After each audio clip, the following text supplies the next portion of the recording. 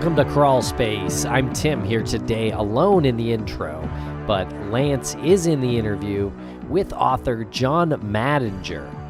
John has had a long and impressive history as a federal agent, and he's had an impressive career as an author as well so far. And he's written a new book called Going Under, Kidnapping, Murder, and a Life Undercover. It's a great book, really interesting, and the conversation with John is fantastic. So get yourself a copy. There's links in the show notes. Thanks a lot for listening, everybody. Follow us on social media at Crawlspace Podcast or Crawlspace Pod.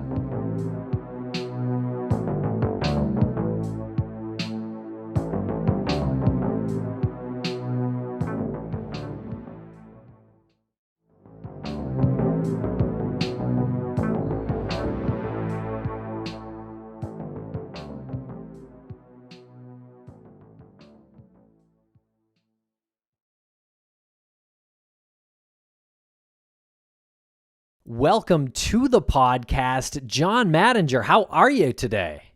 I'm doing good. Thanks very much. Thanks for having me on. Thank you for joining us. And no matter how many times we do this and we have people like yourself on, you're a retired law enforcement official, you're a world traveler, according to your website, you're an award-winning author. I always get intimidated, no matter how many times, because you cover everything that we talk about and you're an expert. And it's this nervous anxiety that I always have. So, well, thanks. I'll try not to make you too nervous. It's too late. You're also a golfer, right? You're a very good golfer. Well, I try. I watch golf professionally, so there's that. Gotcha. Well, welcome. Thank you for joining us, taking time out of your day to. My pleasure. Yeah, your big day. Congrats on the release of your new book, which has been released today. It's called Going Under, Kidnapping, Murder, and a Life Undercover from Wild Blue Press. So congrats on that. Well, thanks. It's a great story, and I want to get into it. But first, I want to know a little bit more about you first. Tell us about your career, if you don't mind. Well, I started out as a state narcotics agent in Oklahoma. I worked here in Oklahoma for a couple of years, and then I got hired on at State Narcotics in Hawaii, and I worked there for 10 years after that. And when I got burned out from working dope after all that time, I went to the Treasury Department, where they immediately assigned me to the Organized Crime Drug Enforcement Task Force, and I worked narcotics for another 10 years after that. And I finally retired. Federal retirement is law enforcement retirement is mandatory and at age 57. So that's when I left the federal government. Then I worked as an advisor for the Treasury Department, financial crimes advisor for Treasury since then. And most of that's doing international training and providing assistance to overseas law enforcement agencies. So yeah, I got around quite a bit. Yeah, you certainly did. When you were a state narcotics agent, you said you burned out and then you went into the, what did you say you did after that? Yeah, I went to the Federal Treasury Department. So you went to the Federal Treasury Department, also in the narcotics division? Yeah, I worked for IRS criminal investigation, and I did money laundering cases for them. Became something of an expert on money laundering. In fact, I wrote the textbook that's used for the federal government for money laundering investigation.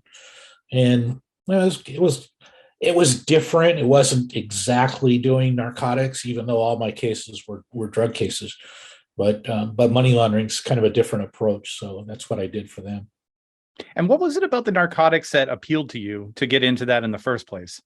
Oh, I was interested in being in law enforcement. I got a degree in criminal justice, and when I got out of school, I was looking for something in law enforcement. I didn't feel like I wanted to do patrol, so I kind of didn't really. I was looking for other opportunities outside of that in investigation, and the job with Oklahoma came up, so took that. Was it a particularly dangerous department to be in, more so than another department? Well, Now, we're talking about the late 1970s now, mid to late 1970s is when I started. And it was more dangerous back then. It was a more dangerous job, especially the undercover side. It's changed a lot over the years since then, and um, the risk has gone way down because the administrative controls and the structure of the undercover um, is much higher now, and so they've eliminated a lot of the risk. They took all the fun out of it, but they did eliminate a lot of the risk. And I knew personally several people who agents who were killed. In fact, I dedicate the book to some of them, and I know it still happens, but it doesn't happen as much as it did back in the 70s. Lost a lot of cops in the 70s. Wow. And what was your, I guess, favorite department that you worked in law enforcement? I liked working at OBN, the Oklahoma Bureau of Narcotics. It was a entry level job for me, and I was working the streets. I couldn't believe they paid me to do it. It was so much fun. I had a good time. And then when I went to state narcotics, eventually I did the same thing there, and eventually I got promoted into management. And after about 5 years of that, I was like, enough of that. And that's why I took the job with the feds, because I could go back to being an investigator, and I enjoyed that more than doing the administrative stuff and the management stuff. I want to be responsible for other people's problems, just my own. Fair enough. And then you transitioned into writing. I think it's really cool that you've written some textbooks too. You wrote a textbook called Confidential Informant. Can you tell us a little bit about that one? Right. Yeah, I wrote that after I wrote the first edition of the money laundering book. They've done 3 editions of that one, and the Confidential Informant book. I wanted to try and because informants are such a critical part of drug enforcement in particular. Every case is going to have an informant. We used to have a saying that a good informant, good case; bad informant, bad case; no informant, no case.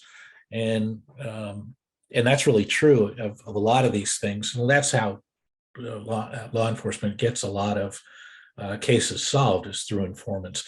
So I wanted to kind of write the book to help people that were getting into the profession understand how to use this really valuable tool. And I thought it was pretty good introduction to that topic. And if you're ever at like a dinner party and people start talking about money laundering and they don't know your background, or they talk about confidential informants, and then you give your 2 cents and they maybe disagree with it, do you then say, well, I wrote the book on it, literally? Yes, I have said that. As a matter of fact. Yeah, I have said that. People are very interested in money laundering because it's a great problem to have. You've got like $1 million, or Walter White from Breaking Bad, where he's got $80 million to launder. Everybody'd like to have that problem. And so people want to know, well, how would you do it? How would you go about it? So not supposed to be, my money laundering book's not supposed to be a textbook for how to, one of those money laundering for dummies kind of things. But good story about that, though. I got a call one morning from one of the guys in the office. It was a customs guy, and he said, we're out doing a search warrant, and we just found your book. The guy had a copy of your book. And I said, which one? And he said, the money laundering book. I go, well, did I sign it for him?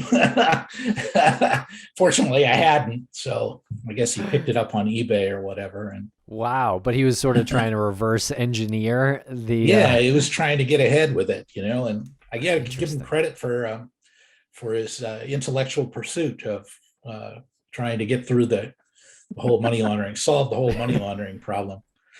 The other thing I've got from that, which has been kind of interesting, is I got a lot of calls from, once I was published with that textbook, I got a lot of calls from the media, especially after the 2016 election, I probably got 100 calls from reporters wanting to know if this, whatever it was that Trump did, was money laundering, was whether he was a crook or not.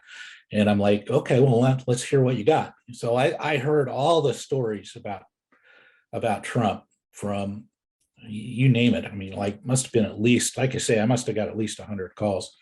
And so it's funny because after a while I could go, no, I heard that one already. That's not money laundering. And, or, he's hooked up with these Kazakh businessmen and they're doing this thing in Moscow. And I'm like, nope, not money laundering, but here's what you got to do to have that. And I explained to them what they need, and never got one to give me a real money laundering scenario with Trump. But it was fun. It lasted like two years. They were still trying after 2 or 3 years. Well, that's really fascinating. I also think that it's really funny, the story that you told before, that the guy probably picked up your book on eBay, which just shows that he probably Googled how to money launder. Yeah. Well, like I say, it's not supposed to be a how-to guide, but I've told this to people that I've done a lot of international training. We put on money laundering investigation schools. I've done it in over 20 countries all over the world. And I've told the management people at Treasury and Justice Department both that I did the schools for, I go, you need to be careful who you're inviting to these deals, because I cannot teach this subject without teaching them how to launder money. And in some countries in the world, the third world mainly, the main source of money to launder is stolen funds, from government officials, public corruption, and stolen assets from the government or the people of that country. So I said, look, you guys got to be careful about who you invite to these things, because are there really 40 people in Guam? Was one of the places where I was like, do we really have to teach 40 people in Guam how to launder money, especially since our office just busted the governor?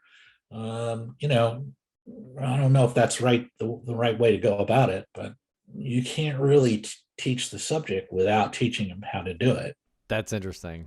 And so tell us about your new book, Going Under. What inspired you to write that?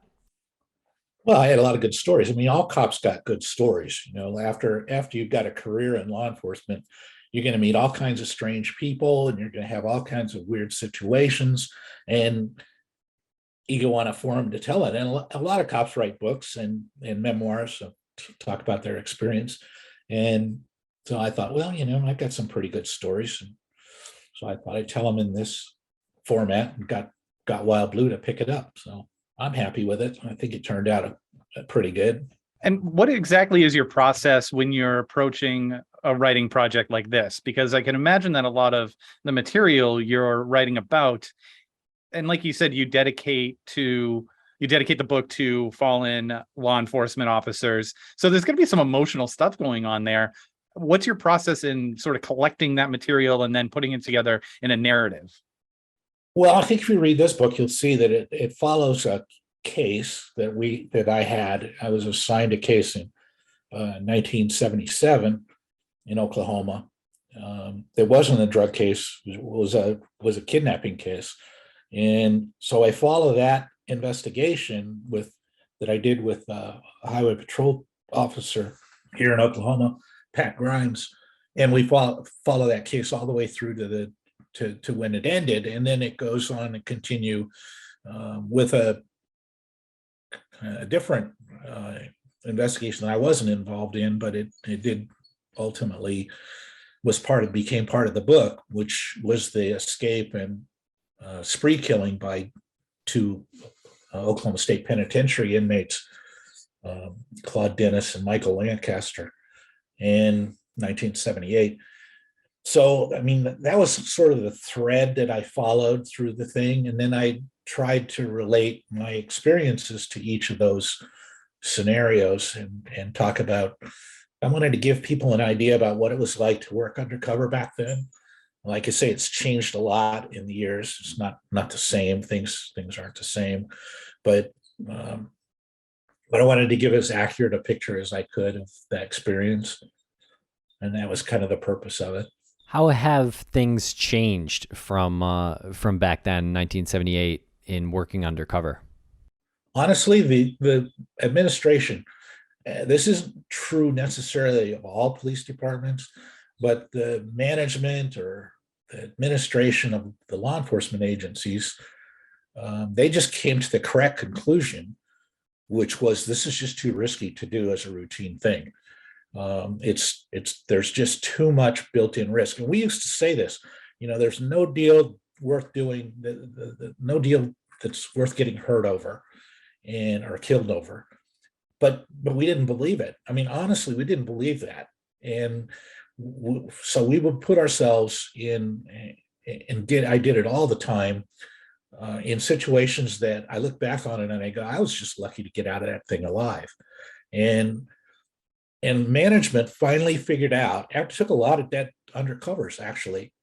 I estimate at least 50, that they were like, no, this is just, we can't afford to put people in this kind of situation for little piddly ass, excuse the expression, drug deals, or any other deals. We need to use it more focused, more targeted, more aimed at higher value targets that make the risk more worthwhile. And so they've done everything they can to eliminate the risk that I talk about in the book, where we would just go out and, okay, the informant comes in, he says the magic words, I've got this guy that can do this thing. We make sure I had enough money on me, and we'd go out and do it without any other preparation at all. And I mean, we'd go into places where we had no idea who was there, no idea whether the guy was who he was, who he's claiming to be, whether he was armed. We had nothing like that. Today, that wouldn't happen, right? At least at the federal level. Probably most of the state agencies too. It just would not happen that way. They would make the people. They would regulate that deal down so that all the risk, as much of the risk as they could get, would be taken out of it. So that's the big difference between then and now. And we'll be right back after a quick word from our sponsors. Thanks to our sponsors, and now we're back to the program. And I'm glad you brought this up, because this is one of the questions I had for you, and I'm excited to ask. You said that they correctly made the right decision to change some of the policies so that it was less dangerous. And then you said you didn't believe it was too dangerous at the time. Why didn't you believe it was too dangerous at the time? And was that sort of the collective thought with everybody that you worked with? Was maybe, yeah, I'll let you answer. Why wasn't it in your head too dangerous? Because I was 23 years old and stupid. I mean, that's what you are. You're immortal when you're 23 years old. You're going to live forever, and nothing bad is going to happen to you. And bad stuff happened. I was there when people were shot. I shot a guy that I was working undercover, and I was there when one of our agents, he had done the deal and had gone back out to his car to let the surveillance know that he was on his way out. And one of the crooks inside the house had overheard him talking on the radio, or overheard the radio in the car, and went back inside and told the crook that had just done the deal that the guy's a cop. And the dude, instead of like taking the loss, jumped in his car and followed him and jumped out with the pistol when he was meeting up with the surveillance guys, and they shot him 17 times. Now that kind of stuff happened, and it happened more than once while I was working. So I knew that it could go wrong, but it was just like, yeah, it's worth it to take a chance. I'll take a chance. And even though we told each other, no, it's not worth getting hurt over, we still did the deals. We still went out and did it. And I can imagine there has to be some element of adrenaline that you get addicted to when you're in these situations.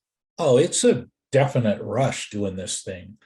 You just never know. You're totally reliant on your own wits. You're by yourself. Most of the time I worked by myself. I didn't have anybody working with me.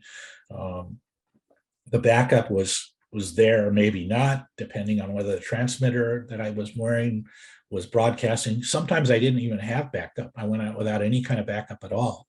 And my boss would maybe know where I was. It was, you were freewheeling. It was you're totally reliant on yourself, and it was a complete rush, and I couldn't do it forever, but it was a good experience. I didn't do any of the ones like you see in The Departed. You guys seen The Departed, the movie? Yeah. Terrific film, total fantasy, but a great movie. And that guy was deep cover, right? He was in the role, operating in the role for an extended period of time. I didn't do those. I was like in and out to do specific deals. Those are the more common ones these days, or the more deep cover kind of things, because it's real expensive to do them now. You should see how the FBI and IRS and DEA do theirs now. It's way more complex and structured. The IRS does undercover operations. Oh yeah. That's Sure. the most terrifying thing I've ever heard. Well, I mean, their stuff, a lot of our stuff was for money laundering cases. We would go, they call them pickup operations, where we would go, the Colombians mostly, but the Mexicans too, are trying to get large amounts of cash, big amounts of cash, multi-million dollars, out of the United States where the consumers are, and back down to Mexico or Colombia. So we would set up, and DEA and Customs did this too.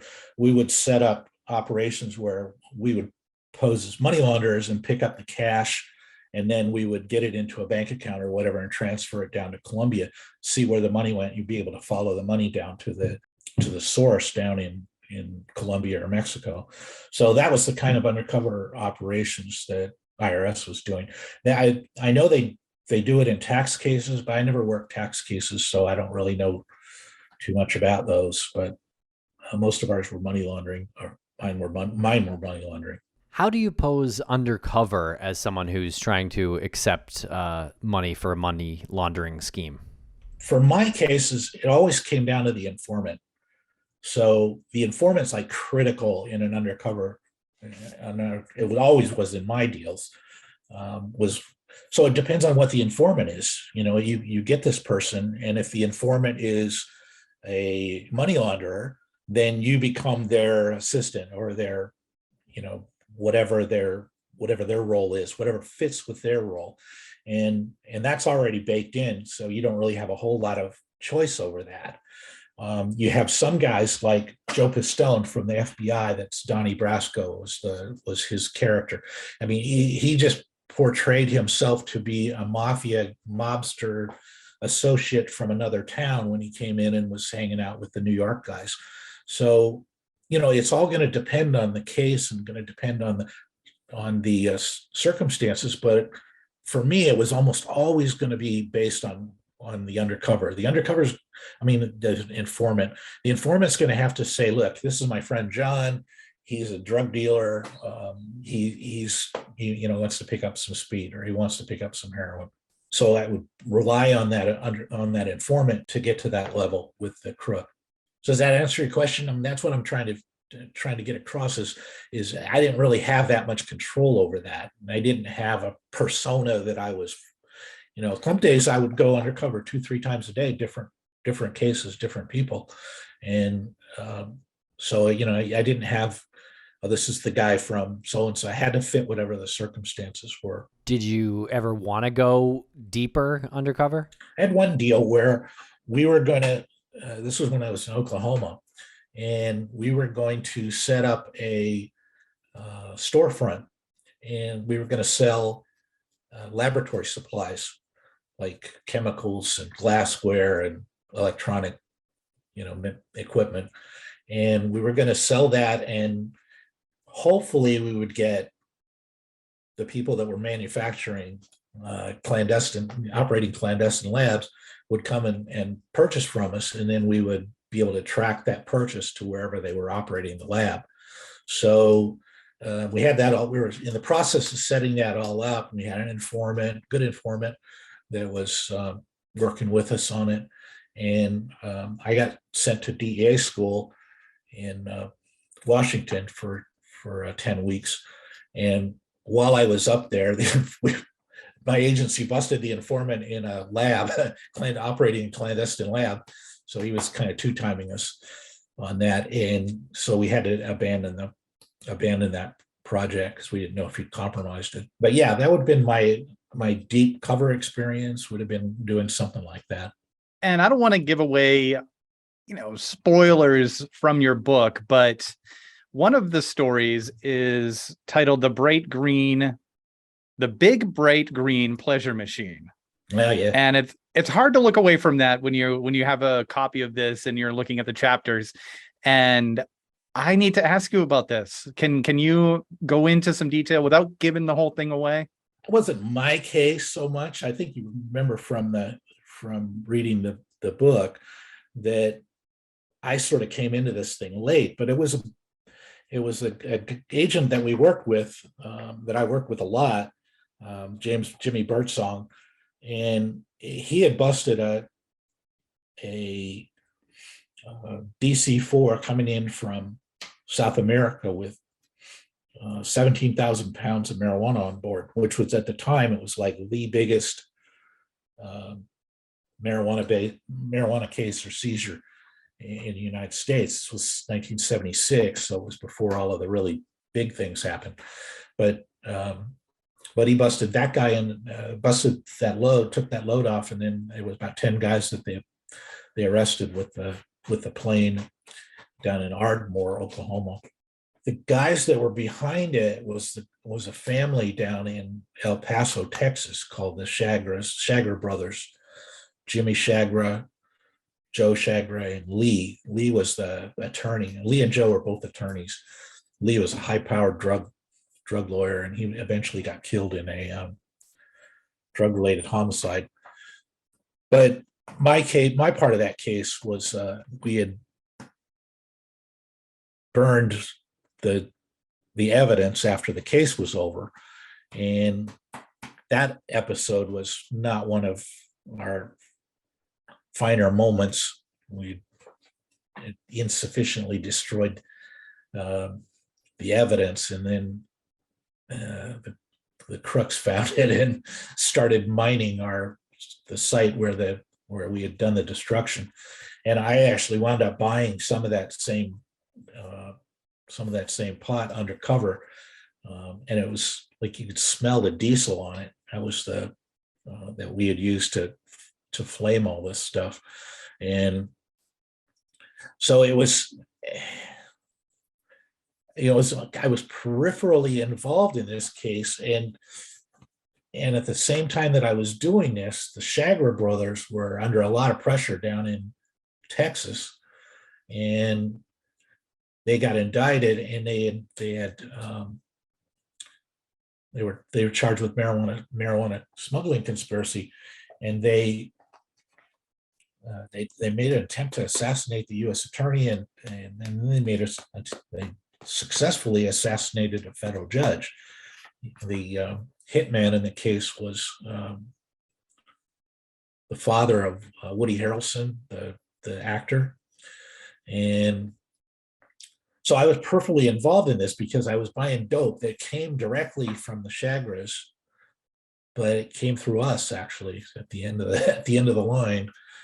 We were responsible for getting it out there because we didn't destroy their dope right the first time, so we had to do it again. Well, I do think it's a really interesting part of it is because of that connection to Woody Harrelson, and I believe in the book No Country for Old Men that moment's referenced in there, that this person's assassinated, and I don't know if Woody Harrelson, I don't know if the name is referenced, but I just found it fascinating that we're actually talking to someone who's got some sort of connection to that moment that I always thought was a really fascinating moment in pop culture, that Woody Harrelson would be in the movie version of No Country for Old Men that the book references what his dad did.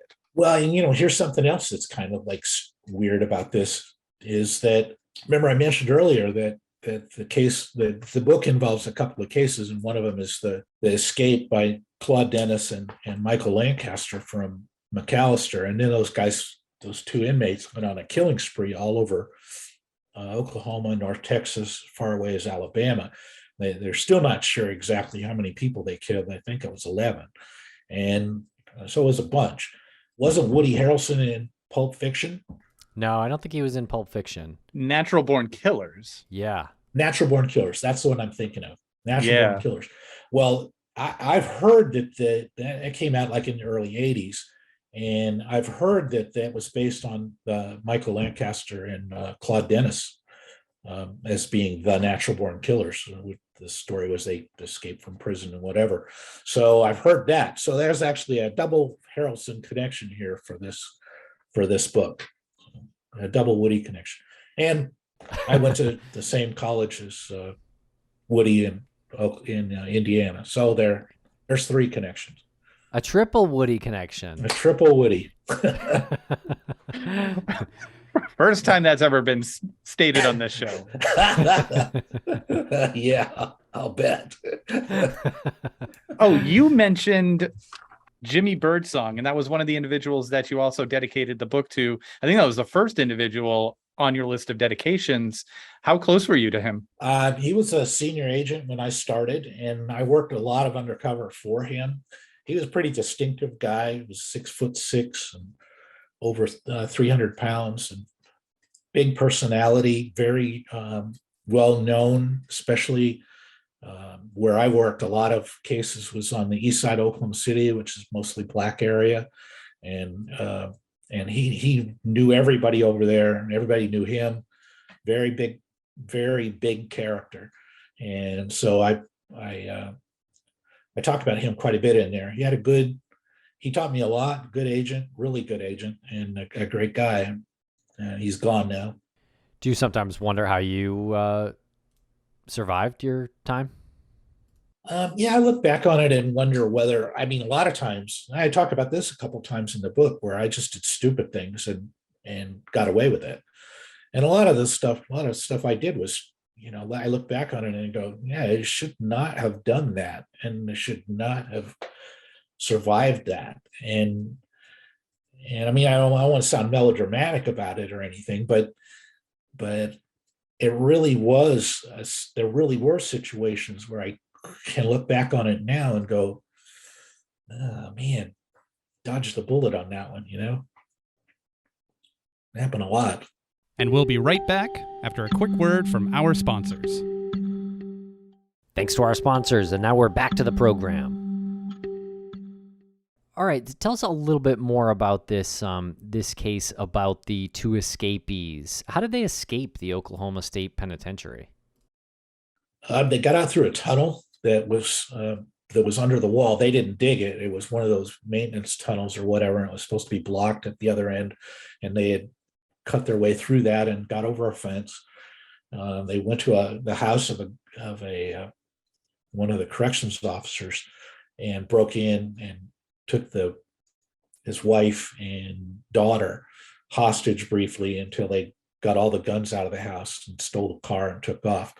And then they were gone for like a month after they busted out, and maybe 3 weeks, a month, something like that.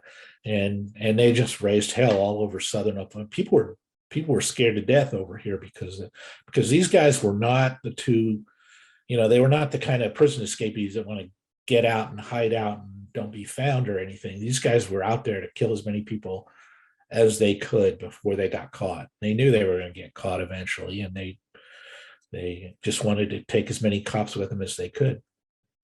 They shot at least 5 cops I know of, and killed 3. Wow. So bad boys all around. Yeah, and these were thrill killings, essentially? Yeah. That was all they were doing. It was just thrill killings. And that's what the papers called them too, thrill killers. But they just had, it was just evil. They just had no interest in being decent people anymore. And what were they in prison for originally? Well, at least one of them was in for murder, Hmm. murder or manslaughter, and I think the other one was in for armed robbery. But they were both killers. They'd done it before. So everybody figured when they got out of there, everybody figured these guys are going to be there's going to be blood before this is over. Right. Kind of a explosive combination, it sounds like. How did they even meet each other? I think they met in prison. They met at Right. McAllister. Yeah, McAllister had a terrible reputation back in the 70s. They'd been taken over by the feds because the federal judge said conditions are unconstitutional, and there'd been a prison riot there, I think, on 73, and I mean, it'd been one of the worst prison riots in American history. So it was a bad place. I mean, there were bad guys there, and these guys hooked up together and had a common interest in killing people, and found a way to indulge it. So 2 questions for you. With all of your experience, what's one positive takeaway that you have, and what is one negative takeaway that you have? You mean positive as in about Undercover or about the drug war? The drug war is lost. We're not gonna, is that a negative takeaway? We're not going to win that thing. That's one takeaway. But I've met really good people that weren't dedicated people, that wanted to do the right thing, that wanted to get the job done and help people. So I met a lot of good people. That was a really positive thing for me over the years. Made good friends. Some of them aren't with us anymore, but overall, I mean, I was glad to have had the chance to do what I did. I don't know if I could do it again, but I'm a lot older now, so don't have to. And I don't know, does that answer your question? I'm trying to positives. Yeah, I think just knowing that you feel like you came out of it a better person with more knowledge and more intuition and just a better view of the world, or a more informed view of the world, I think is something that you've said in different ways throughout the interview. Yeah, I feel like I a lot of I feel like was a waste, honestly, because I don't know that I made that much difference in overall. I talk about some cases and people that in the book that the reader will recognize, that I know that they'll, like Elvis Presley. I talk about my sort of peripheral involvement in his case. So I don't know that I or anybody else made any difference to Elvis or to anybody else that's been a victim of drug abuse. So that's kind of sets poorly with me after all these years as well. Did I kind of waste my time on all this stuff? Did I take all these chances for nothing? And I wonder if I'd been one of the people that in the dedication that didn't make it to the end, whether it would have been worth anything, whether it would have been worth the cost. Unfortunately, I never had to find out, but kind of now I kind of wonder. Yeah, and I feel like the writing is probably something that will live on past all of us, and the account is there. So if anything at all, the account is there. You literally wrote the book on things that are illegal, like how to identify these things. So I wouldn't say it's a waste. I always appreciate people who try to do the right thing and stand up for I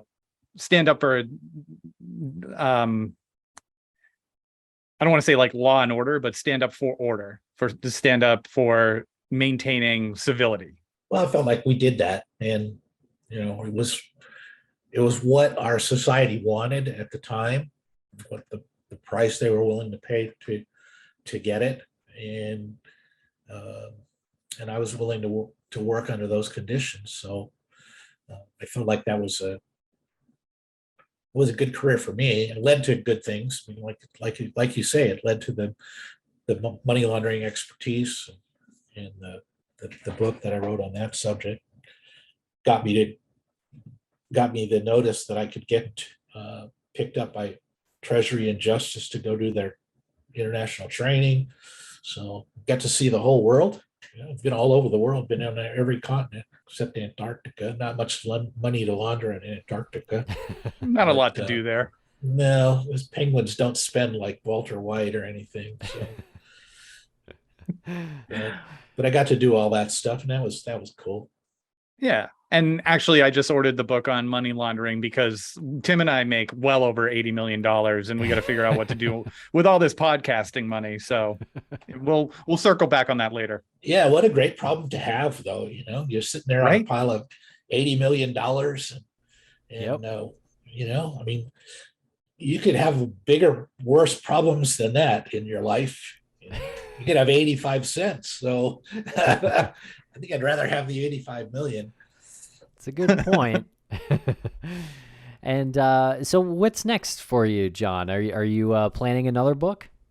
Yeah, I actually have a book that Wild Blue has picked up, and I actually have to write it. But that's a really interesting story too, because that's about the guy who first brought fentanyl to the United States. And, we have a real fentanyl problem now here in the country. People overdosing, 100,000 people dying every year. And this guy's the first one that got it commercially on the market in 1991, 1993. And really super interesting character. And I met him originally in 1978 when I was working at OBN. And he was the guy who was going to be the informant on our undercover operation, the sting operation that we were going to run with the lab up down in Norman, Oklahoma, or laboratory supply company. And he was the one he taught me basically everything I needed to know about how to run a clandestine lab. And he's considered by DEA to be the best clandestine chemist they've ever encountered, that they've ever run into. So really interesting guy, really interesting story. And that book's going to be out in probably middle of next year. Have to write the thing first. That is a crazy story. That is a story that needs to be told. So really looking forward to that. Yeah, and that's really I've only told you about 10% of it. The rest of it, when you see it, you just won't believe it. You can't believe that it happened. I mean, this has got a lot of people in it that you'd recognize also. One of the big characters is Whitey Bulger, and he's involved in this thing. So really, a really good story, and I think it's going to be that's going to have some impact because of the fentanyl thing that we're having, the fentanyl problem that we're having right now. Very topical. Yep, absolutely. Do you have a potential title in mind for this? Lethal Doses. Oh, well, there you go. Yeah, Lethal Doses. That's the guy who brought the band who brought fentanyl to America. That's tentatively the title. I found out from Wild Blue that they pick your titles, so. Oh, do they? That. Yeah. I don't have much say in that. Well, that's cool. So where is the best place for listeners to get a copy of your book? Well, it's on Amazon, Barnes & Noble, or you can get it from Wild Blue Press, which is wildbluepress.com. Just came out. I started to do, like you said at the beginning, just released today. So be plenty of time. I think people will enjoy it. I think it's got some humor in there. It's got some sad parts, and it's like life itself. Really, it's going to be one of those things where sometimes you're laughing, and sometimes you're crying, and sometimes you're scared to death. And hopefully at the end of it, you're in the same condition you were when you started, maybe a little smarter. Well, that is definitely true. There's a lot of revealing parts in Going Under, and a lot of it you just kind of shake your head at too. Yeah, there's a couple good stories in there where I was like, dude, did this really happen this way? And it did. The guy that I went undercover with for a really, really short time. This was really short-term undercover assignment. I didn't intend to go undercover with this guy, but we were parked my government car was a Ford LTD, and which looks just exactly like a cop car because that's what all the cops were driving at the time. And I put a taxi sign on top of it just to give it a little bit of cover. And we were sitting in a parking lot waiting for our deal to go. And all of a sudden the back door opens up, and this Australian guy climbs in the back. He says, "Take me over to Hilton, mate." And I'm like, okay, well, I can't have and he's drunk, and I can't have a big discussion with this guy because, don't want to call attention to yourself. So I said, okay, no problem. I'll take you over to the Hilton, which we could see from where we were. So we drove over and dropped him off at the front of the thing. And he wants to try and pay me. We don't have a taxi meter or anything. And I said, no, that's okay. It's courtesy service. And besides, it's Anzac Day. And he goes, "Mate, Anzac Day is in April. This is October." And I go, "Yeah, but that's how you do it down in the Southern Hemisphere. Up here in the Northern Hemisphere, and we celebrate Anzac Day in October." And the guy's like standing there going, what? But I mean, that's like saying we're celebrating July 4th in December, right? Because it's the Australian National Day. And we said, thanks very much, and took off.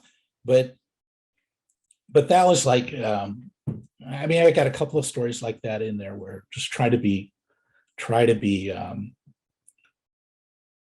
not to take the job or yourself as seriously as you can. You take yourself as lightly as you can. Obviously, some things you don't have control over, but